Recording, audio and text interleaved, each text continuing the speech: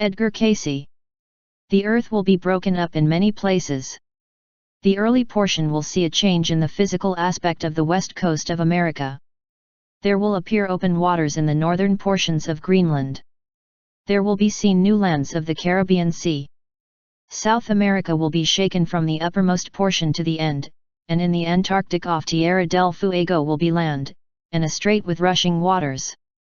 When there is first the breaking up of some conditions in the South Sea and those as apparent as the sinking or rising of that which is almost opposite it, or in the Mediterranean, and the Aetna area, then we may know it has begun.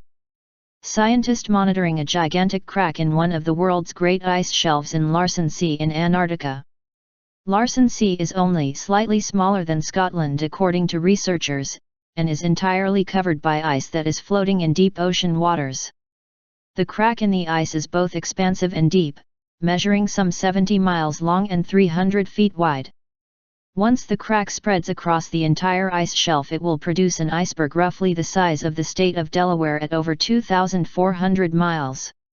The progression of which has been continuously monitored by scientists. From 2011 to 2015, the crack grew 30 kilometers, and was 200 meters wide by 2015. Between March and August 2016, the rift grew another 22 kilometers and widened to 350 meters, according to Project Midas, a research collaboration funded by the British Antarctic Survey.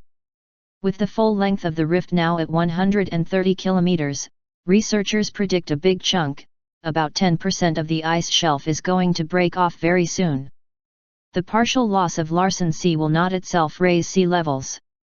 But ice being held back by the shelf may flow faster into the sea and contribute to its global rise, reports the Washington Post.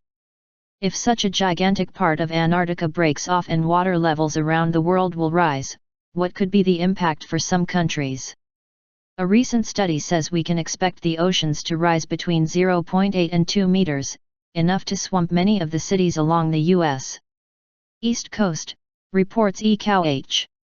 A complete meltdown of the Greenland ice sheet, push sea level rise to 7 meters, enough to submerge London.